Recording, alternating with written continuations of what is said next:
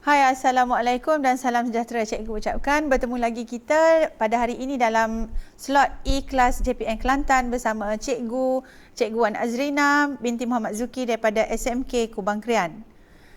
Harapan cikgu semoga anak-anak pelajar calon SPM 2020 terus bersemangat dan bersedia untuk menduduki peperiksaan SPM yang akan bermula tidak lama lagi. Hari ini, cikgu akan membincangkan ataupun membuat sedikit ulang kaji berkaitan dengan topik sudut dongakan dan sudut tunduk, okey, bersesuaian dengan sebagai ulang kaji kertas 1 matematik SPM. Okey, jom kita lihat sudut dongakan dan sudut tunduk. Okey, ini adalah bab yang anak-anak pelajar telah pelajari semasa tingkatan 4. Baik, sebelum kita pergi kepada sedikit ulang kaji dan contoh-contoh soalan untuk kita bincangkan pada hari ini, jom sama-sama kita lihat analisis kertas 1 SPM 2015-2019 bagi topik sudut dongakan dan sudut tunduk. Okey, kalau anak-anak lihat dalam carta yang cikgu tunjukkan di sini, kita lihat daripada tahun 2015 sehingga tahun 2019, bilangan pelajar adalah bilangan soalan yang dikeluarkan adalah sama, iaitu sebanyak 20% daripada 40 soalan. Okey, kita lihat kepada nota ulang kaji bagi topik sudut dongakan dan sudut tunduk. Okey, kat sini sengaja cikgu bagi hari ini nota ulang kaji dalam bentuk rajah. Okey, yang pertama kita lihat cikgu letakkan gambar pokok. Okey, mewakili sudut dongakan dan sudut tunduk topik ini. Okey, di atas pokok ini ada burung hantu. Okey, kemudian di sini di bawah sini pada permukaan tanah adanya kura-kura dan ada kapal terbang. Okey. Garis ini menunjukkan, garis biru ini menunjukkan aras mata bagi burung hantu. Okey. Kalau aras mata bagi burung hantu ini, ada sebelah kiri dan ada sebelah kanan. Dan ada garis merah yang menunjukkan aras mata burung hantu tadi melihat kepada kapal terbang yang berada di atas. Okey, kemudian kita dapati adanya satu sudut di situ, iaitu daripada aras mata burung hantu. Ni aras mata aras mata burung hantu kepada garisan penglihatan burung hantu kepada kapal terbang. Okey, sudut yang dicangkum oleh garisan aras mata kepada sudut kepada garis penglihatan burung hantu kepada kapal terbang kita namakan sudut dongakan. Okey, sudut dongakan kita boleh sebut di sini sudut dongakan kapal terbang daripada burung hantu. Okey, yang ini pula adalah apabila burung hantu melihat ke bawah, iaitu melihat kepada kura-kura. Dan sudut yang dicangkum oleh garis aras mata dan garis penglihatan burung hantu kepada kura-kura kita namakan sebagai sudut tunduk. Okey, jadi jelas di sini menunjukkan bahawasanya sudut dongakan dan sudut tunduk ini kita perlu kira daripada garis aras mata. Okey. Contohnya sudut dongakan kapal terbang daripada burung hantu adalah di sini, dan sudut tunduk daripada burung hantu kepada kura-kura. Okey, sudut tunduk kura-kura daripada burung hantu kita sebut. Okey, dalam matematik kita sebut sudut tunduk kura-kura daripada burung hantu. Okey, bila disebut daripada burung hantu bermaksud sudut tadi diukur pada kedudukan burung hantu. Okey, itu adalah sudut tunduk. Baik, dalam topik sudut dongakan dan sudut tunduk juga, pelajar-pelajar perlu ingat kembali ada beberapa perkara yang terlibat. Yang pertama, dalam menyelesaikan soalan berkaitan topik sudut dongakan dan sudut tunduk, pelajar-pelajar perlu menggunakan nisbah trigonometri, iaitu sama ada sinus, pengiraan sinus, kosinus ataupun tangent. Yang seterusnya adalah pelajar-pelajar digalakkan untuk menggunakan gambar rajah. Okey, menggunakan gambar rajah untuk mewakili situasi. Okey, sama ada nak gunakan gambar rajah rumah, bangunan, okey, burung, kereta, kapal terbang dan sebagainya. Okey, nanti pelajar akan lihat dalam cikgu menyelesaikan soalan-soalan contoh yang diberi, cikgu akan gunakan beberapa gambar rajah yang sesuai untuk mewakili situasi bagi memudahkan pengiraan sudut dongakan maupun sudut tunduk. Okey, kita lihat contoh yang pertama. Tinggi sebuah bangunan ialah 21 meter. Sebuah menara berada 40 meter dari bangunan itu. Okey, sudut dongakan puncak menara itu dari puncak bangunan ialah 58 darjah. Bangunan dan menara itu berada pada permukaan mengufuk. Hitung tinggi dalam meter menara itu. Kalau kita lihat di sini, tidak ada rajah bagi soalan ini. Jadi di sinilah para pelajar okey, digalakkan untuk menggunakan rajah bagi membantu pengiraan. Okey, katakan kita ada satu bangunan di sini. Okey, tinggi bangunan ini adalah 21 meter. Okey, ini 21 meter. Yang ni bangunan lah. Okey, bangunan. Kemudian kita ada menara. Menara ni dia lebih tinggi lah pada bangunan. Contohnya kita ada menara KLCC, menara berkembar Petronas. Katakan inilah menaranya. Okey, menara. Okey, sebuah menara berada 40 meter. Tinggi menara tidak diberi. Tetapi menara ini jaraknya daripada bangunan tadi adalah 40 meter. Okey, tinggi bangunan 21. Kemudian dia bagi sudut dongakan, sudut dongakan puncak menara. Maksudnya puncak menara ni, okey, kat sini yang cikgu buat X, okey, puncak menara ni X. Okey, dari puncak bangunan, maksudnya puncak bangunan, tempat paling tinggi pada bangunan di sini. Okey, yang cikgu buat dot ni. Okey. Ialah 58 darjah sudut dongak. Sudut dongak maksudnya para pelajar kena sambungkan dahulu, okey, puncak bangunan dengan puncak menara tadi. Okey, kemudian sudut dongaknya mestilah berada pada aras mata. Okey, katalah di sini garis putus-putus yang cikgu lukis adalah aras mata. Ingat tak lagi tadi aras mata burung hantu. Jadi sudut yang dicangkum antara garis aras mata kepada garis yang menyambungkan puncak bangunan dan puncak menara tadi, ini adalah sudut dongak, iaitu 58 darjah. Okey. Jadi di sini kita ketahui bahawasanya tinggi bahagian ini adalah 21. Okey. Okey. Dan tinggi yang selebihnya kita tak tahu. Okey, kita tengok lagi soalan. Bangunan dan menara itu berada pada permukaan mengufuk. Yang ni permukaan mengufuk lah. Okey, hitung tinggi. Soalan anak-anak pelajar hitung tinggi menara itu. Hitung tinggi dalam meter bagi menara ini. Okey, bagi kawasan ini kita dah tahu tingginya adalah 21 meter. Kerana sama dengan tinggi bangunan yang kat sebelah ni. Okey, kita nak tahu sekarang berapa tinggi ataupun berapa nilai bagi X. Kemudian kita perlu campurkan, tambahkan, barulah dapat tinggi bagi menara. Jadi, apa yang para pelajar perlu buat di sini? Ingat kembali, okey, nisbah trigonometri yang boleh kita gunakan. Okey, anak-anak pelajar seperti biasa ada 3 pilihan. Sama ada TOA, okey, SOH ataupun CAH. Okey, apa dia TOA? TOA adalah tangent theta bersamaan dengan opposite per dengan adjacent. Opposite itu adalah tinggi ataupun panjang kawasan yang bertentangan dengan sudut theta. Dan adjacent adalah panjang kawasan bersebelahan. Adjacent. Okey. SOH pula adalah sin theta, okey, bersamaan dengan opposite per dengan hypotenuse.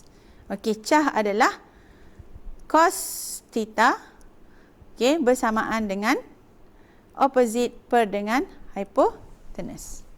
Okey. Jadi untuk menyelesaikan soalan ini kita lihat. Okey, kita ada sudut theta. Okey, theta-nya iaitu sudut dongakan tadi 58 darjah. Okey, dan kita ada panjang daripada bangunan kepada menara iaitu 40 meter. Maka bolehlah kita cari nilai X. Okey, kalau cikgu di sini kita lihat kita nak cari garisan yang opposite dengan sudut tadi, sudut theta, iaitu X. Opposite. Okey. Dan kita ada maklumat ataupun panjang. Apa dia ni? Garisan yang bersebelahan dengan sudut ini, iaitu adjacent-nya. Maka nisbah trigonometri yang kita akan gunakan dalam ini adalah yang melibatkan tangent theta. Okey, toa tadi tangent theta bersamaan dengan opposite-nya adalah nilai X. Kita tahu opposite per dengan adjacent. Okey, tangent theta-nya adalah 58 darjah. Tangent 58 darjah bersamaan dengan X per dengan garisan bersebelahan dengan sudut adalah 40 meter. Okey, jadi di sini kita akan dapati X bersamaan dengan 40 darab dengan tangent 58 darjah. Maka kita akan dapat 64.01. Jadi X kita dapat 64.01 dan kita perlu tambah dengan 21 untuk kita dapatkan tinggi menara. Tinggi menara bersamaan dengan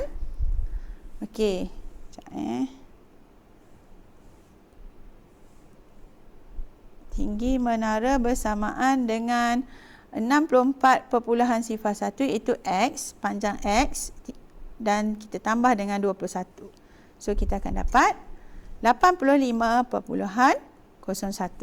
Jawapannya adalah D. Boleh para pelajar? Yang seterusnya kita pergi kepada soalan yang kedua. Okey, ini contoh yang kedua. Soalan ni agak simple dan mudah. Okey, kalau kita lihat soalan ni disebut rajah 12 menunjukkan dua tiang tegak PQR. Okey, ni adalah PQR. Okey, kemudian kita ada TS. Okey, kemudian ditanya antara maklumat yang berikut yang diberi dalam jadual pilihan A, B, C, D, yang manakah betul mengenai rajah 12? Okey, jadi kita tengok apa maklumat yang ada dalam jadual dalam pilihan jawapan ni. Yang pertama dia nak sudut tunduk S dari P. Jadi kita pergi sudut tunduk S, ini titik S dari P. Maksudnya kita ukur pada P. Sudut tunduk adalah sudut daripada aras mata. Okey, ini aras mata. Okey, ini cikgu letakkan sebagai AM, aras mata, kepada garisan yang menyambungkan P dengan S. Jadi sudutnya adalah X. Maka kita tahu sudut tunduk S dari P ini adalah X. Okey, untuk jadual yang di sebelahnya, sudut dongakan Q dari S. Okey, sudut dongakan Q dari S. Kita lihat. Dongakan Q. Okey, ini titik Q dari S. Maksudnya kita lihat daripada S. Sebab dia sebut dari S. Okey, jadi sudut mana aras mata dan ke garisan yang menyambungkan titik Q dan S tadi. Okey, garisan ni Okey, garisan ini. Maka sudutnya adalah sudut Z. Okey, ini Z. Jadi, pilihan mana yang menepati hasil yang kita tentukan tadi? X dan Z. Okay, kita dapati di sini pilihan C. Okay, X dan Z. Okay, jadi soalan ni soalan yang cikgu rasa agak mudah. Cuma para pelajar perlu tahu cara untuk menentukan sudut. Ingat kalau disebut dari, bermaksud sudut itu, contohnya dari P, sudut tersebut diukur daripada titik P. Kalau disebut dari S, sudut tersebut diukur pada titik S. Okey, kita pergi kepada contoh yang ketiga. Kita lihat contoh yang ketiga. Ini juga adalah soalan SPM ulangan tahun 2020. Okey. Kita tengok soalan ini. Rajah 8 menunjukkan sebuah menara tegak. Menara tegak PR. Okey, yang mempunyai ketinggian 80 meter di atas tanah mengufuk. Jadi menara tegak tadi P ke R. Okey, tingginya adalah 80 meter. Okey, panjang daripada P kepada Q 50. Bermaksud kita tahu di sini adalah 30. Okey, sini adalah 30. Okey, kita tengok soalan. Sudut tunduk S dari R ialah 55 darjah. Hitung sudut dongakan Q dari S. Dia beri di sini sudut tunduk S dari R. Kalau dari R, okey, S dari R. Okey, step yang pertama. Okey, cikgu. Sekejap tukar warna dulu. Kita sambungkan titik yang disebut, titik S dengan R tadi. Okey, cikgu sambung titik S dengan R. Okey, dah sambung dua titik tersebut, dua titik yang terlibat dalam soalan lah. Okey, dia sebut sudut tunduk S dari R. Dari R bermaksud sudut dikira daripada titik R. Maka aras matanya adalah di sini. Sudut tunduk nilainya 55 darjah. Okey, sudut tunduknya adalah di sini. 55 darjah. Okey, boleh? Okey, yang seterusnya kita akan dapati okey, sudut 55 darjah ini adalah sudut selang-seli dengan sudut RS. Okey, RSP.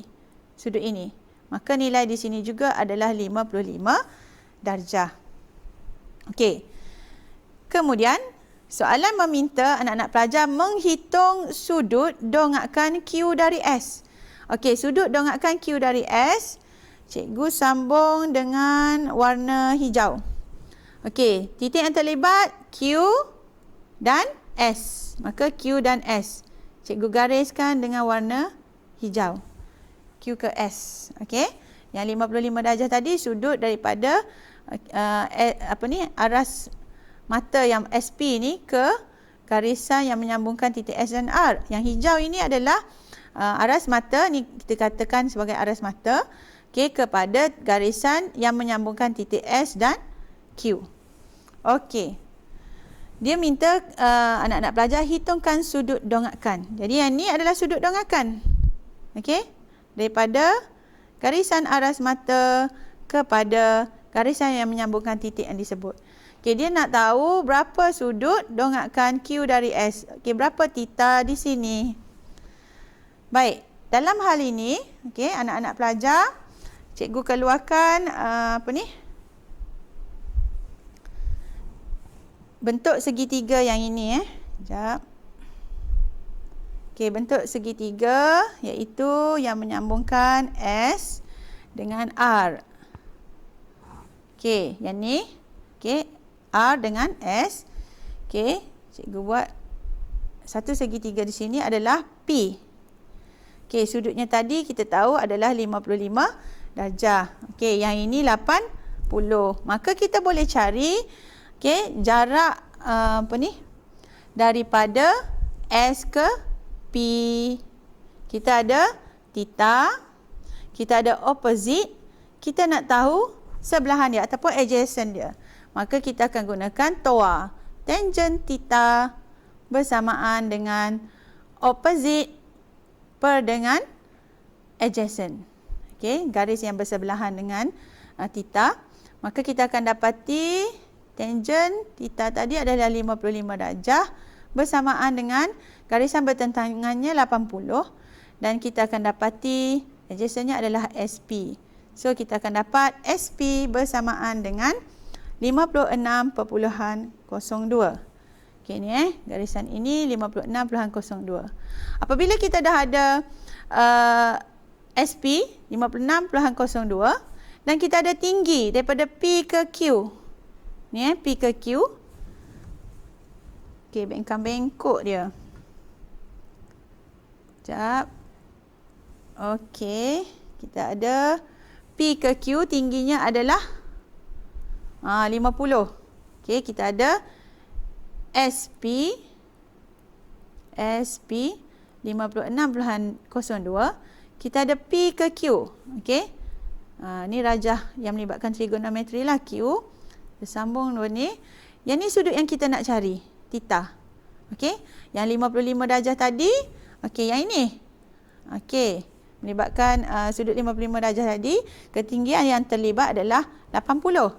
Okay, jadi sekarang kita nak bagi garisan yang melibatkan titik Q dan S, kita perlu yang ni kita dah ada, tingginya 50 meter. Okey, SP 56.02, maka kita boleh cari nilai bagi theta. Okey, kita ada opposite dan adjacent. Jadi kita sekali lagi akan menggunakan tangent theta bersamaan dengan opposite dia 50 per dengan adjacentnya 56.02. Maka theta kita akan dapat inverse tangent 50 per dengan 56.02. So, anak-anak pelajar akan dapat theta bersamaan dengan 41.75 darjah. Okey, jawapannya adalah B. Okey, yang seterusnya kita pergi kepada soalan dalam contoh 4. Okey, ini juga soalan SPM ulangan tahun 2020. Soalan nombor 14. Okey, Rajah 9 menunjukkan sebuah feri di sebuah jeti. Yang ni dia bagi situasi semasa, situasi harian. Yang mungkin boleh kita dapati di tepi-tepi pantai, okey, yang ada jeti dan ada sebuah bot di sini, feri di sini. Kita lihat soalannya, sauh telah diturunkan ke dasar laut. Okey, ni sauh okey. Anchor tu sauh. Panjang rantai sauh ialah 30 meter. Maksudnya sauh ni sebenarnya daripada feri tadilah.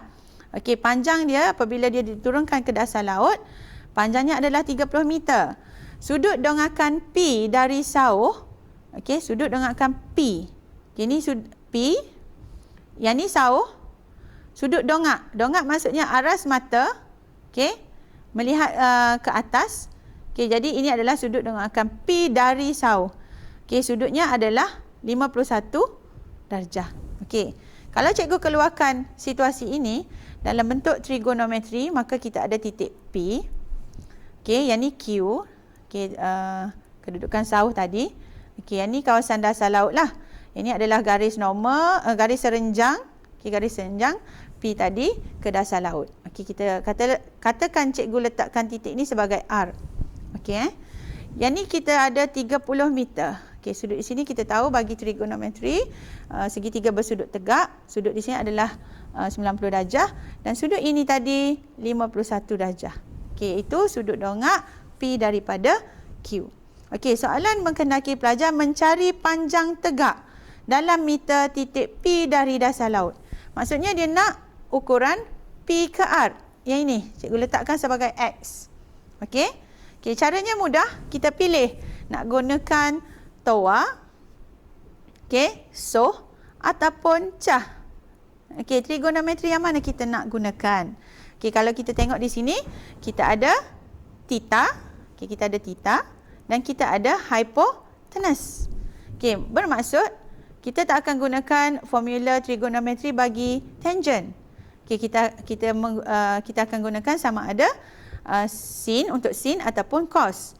Kerana rajah yang kita ada, maklumat pada rajah yang kita ada ni, kita ada nilai bagi hypotenuse. Okey. Okey, kita tengok nilai yang kita kehendaki adalah garis yang bertentangan dengan sudut 51 darjah tadi dengan garisan dengan sudut theta. Jadi kita akan gunakan opposite dan hypotenuse. Yang ni opposite, garisan opposite dan 30 meter tadi adalah hypotenuse. So kita akan gunakan formula untuk sin. Okey, sin theta bersamaan dengan garisan opposite per dengan hypotenuse. Jadi kita ada opposite-nya adalah PR ataupun cikgu letak sebagai X per dengan hypotenuse-nya adalah 30. Okey, sin theta sin 51 darjah bersamaan dengan X per 30. Okey, so X kita akan dapat 30 didarab dengan sin 51 darjah. So X kita akan dapat 23.31 meter. Okey, jawapannya adalah C. Okey, kalau anak-anak pelajar lihat soalan ni sekali pandang kita lihat macam soalan ni susahlah sebab dia melibatkan fairy dan sebagainya. Sebenarnya itu adalah gambar sebagai ilustrasi sahaja. Konsep asasnya tetap balik kepada konsep trigonometri yang kita perlu apply dalam sudut dengahkan dan sudut tunduk. Okey, kita pergi kepada contoh yang terakhir. Ini adalah soalan percubaan yang cikgu ambil daripada sebuah negeri. Okey, soalan percubaan 2020. Okey, ni soalan dia. Antara pilihan jawapan berikut, yang manakah menggambarkan situasi di bawah? Okey, mudah saja soalan ni cikgu rasa. Okey, soalannya sudut tunduk P dari R ialah 35. Sudut tunduk P dari R. Maksudnya sudut tunduk P tadi diukur dari R. P berada di atas. Betul? Okey? Atau di bawah? Okey, ini persoalan dia yang pelajar perlu ketahui. Okey, untuk soalan begini, pelajar tengok saja pada pilihan jawapan yang diberi. Yang ni kita tengok. Ni sudut tunduk Q dari S. Betul ke? Okey, sudut tunduk S dari Q. Okey, yang ni bukan. Okey, kita tengok pilihan B. Kalau yang ni sudut tunduk Q dari S. Okey, pun bukan. Okey, kerana soalan nak sudut tunduk P dari R. Okey, kalau yang C kita lihat sudut tunduknya R dari siapa? Dari P. Okey, sebab sudut tadi diukur di P. Maka yang ni R dari P. Okey, masih lagi bukan. Okey, jadi kita cek pilihan terakhir. Okey, kalau kita dalam exam, kita ni lah jawapan dia D. Tapi kita perlu semak. Okay, kita tengok betul ke untuk pilihan soalan D ini tepat dengan sudut tunduk P dari R ialah 35 darjah. Kita lihat sudut P ada di bawah. Titik P ada di bawah. Kemudian ada titik R. Okey, di sini aras mata. Garis putus-putus ni adalah aras mata. Okey, kemudian ada garis yang menyambungkan titik P dan R dan sudut diukur di sini. Okey, ini adalah sudut tunduk. Okey, ini sudut tunduk. Cikgu labelkan sebagai ST. Sudut tunduk. Okey, sudut tunduk P dari R. Betul. Okey, so D adalah pilihan jawapan yang tepat. Jadi, itu sajalah beberapa contoh soalan yang cikgu bincangkan bersama anak-anak pelajar sebagai ulang kaji pada hari ini. Baiklah anak-anak pelajar, itulah sedikit beberapa contoh dan nota ulang kaji yang cikgu kongsikan bersama anak-anak pelajar pada hari ini. Justru sampai di sini dahulu sesi ulang kaji kita dalam slot E-Kelas SPM JPN Kelantan, dan cikgu harapkan perkongsian cikgu yang ringkas ini dapat membantu anak-anak dalam menjawab kertas 1 nanti. Sehingga bertemu lagi. Assalamualaikum warahmatullahi wabarakatuh dan semoga berjaya.